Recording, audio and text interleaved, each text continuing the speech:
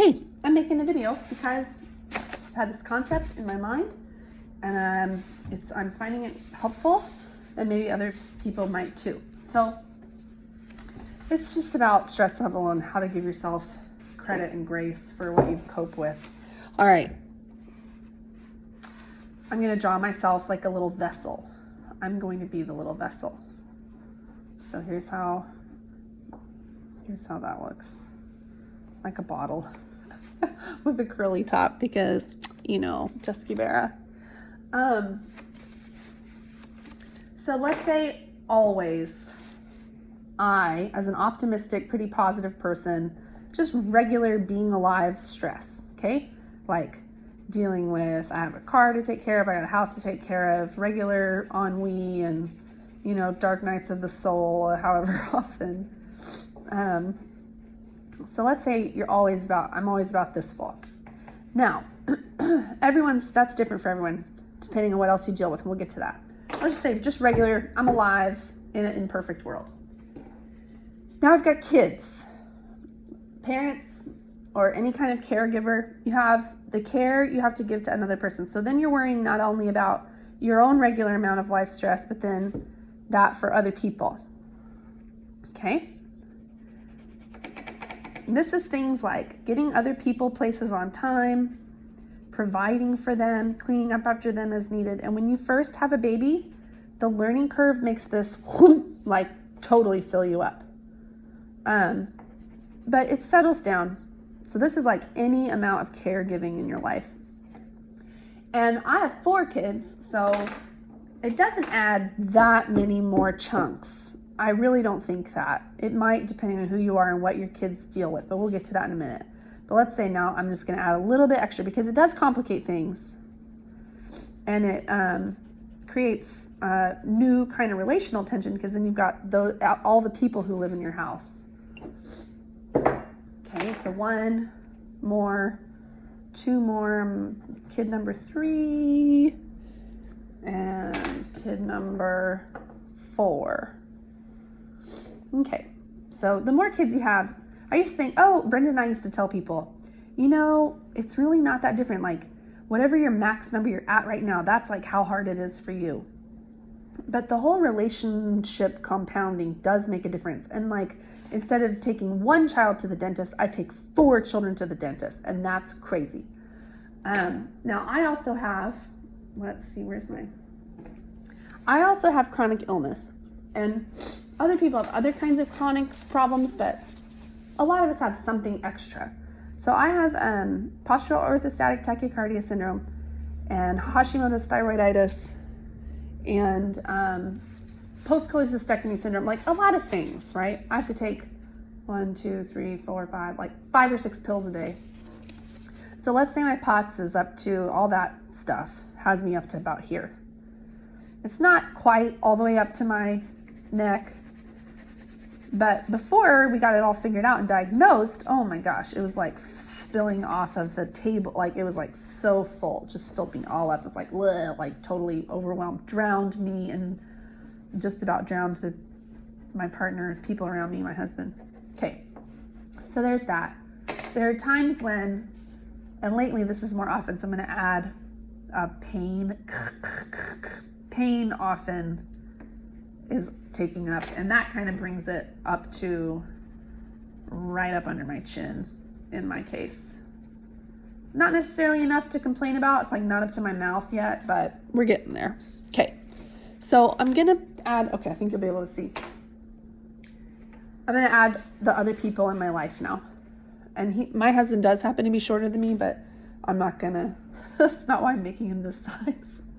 All right, here's my wonderful partner bottle. Oh my gosh, what a rando shape I'm making. Okay, here's my wonderful Brendan, and he's got regular life and the kids, so same level already. Okay, and now I'm gonna draw my kids. I've got 1.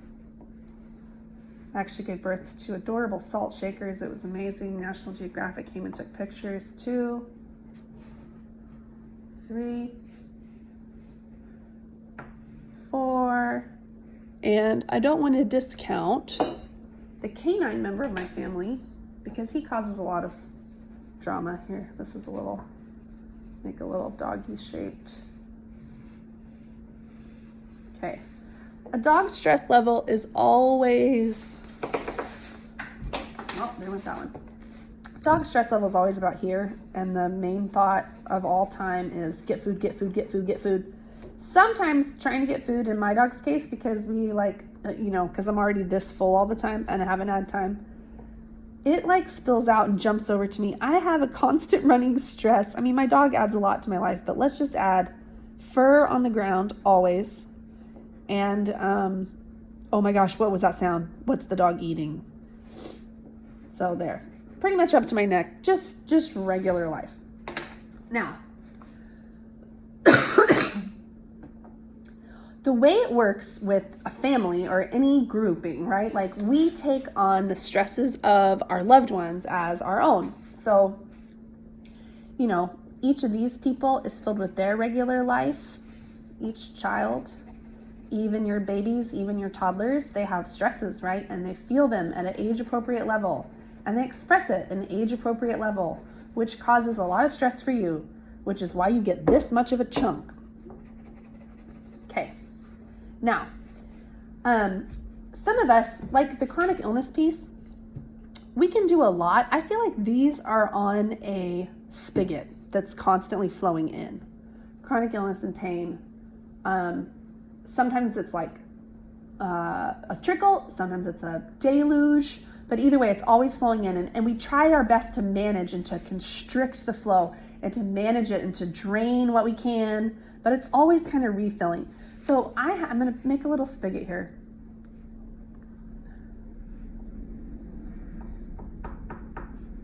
Here is a little spigot. I have one child who's got chronic depression and anxiety. And so it's always kind of trickling in. And we're learning and he's learning and he tries. But it is like up to here. There's not a lot we can do right now to restrict the flow. We can try to manage it. We can try to help him kind of drain it out in appropriate ways. But it's like this. But there are times when the faucet just like feels like it's like, ah! And once it gets up to your mouth, right, that starts to spill out onto other people. So, bam, here's this. And it comes not just to me, right, but over here and to each of the siblings. And we all do this to each other. We're all getting full and spilling out onto each other.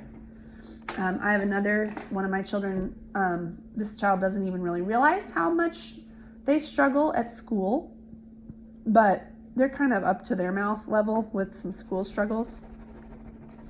And so that is coming out too.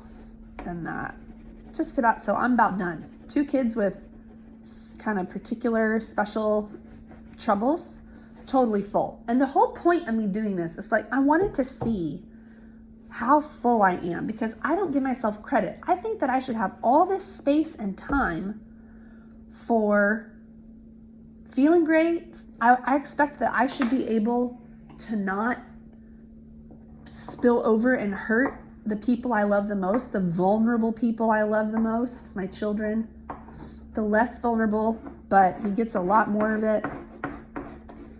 I expect I should never spill on people, but when you're absolutely full, and then you add things like it was an election week, right?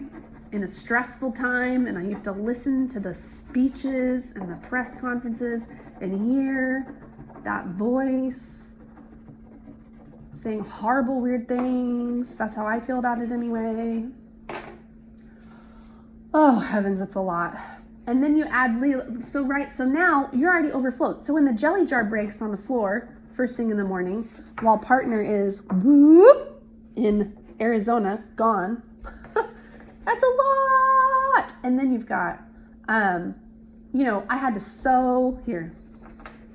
Kid whose shoe broke and it was tragedy. And of course we couldn't find any other shoes that fit. And so I had to literally with a needle and thread sew the child into their shoes because the Velcro was broken. So we're late because I'm like pricking my finger a million times trying to sew. Anyway, I think it's important to remember for me that all of this is a lot, but I think it's all held in this bowl, this like vessel of love and grace that comes from God. So like it's safe, like it's not lost. We're not going to just completely dissolve under the weight of this and be lost forever. Like we are held, we are loved. And I and my family, you know, we believe that's the love and grace of God.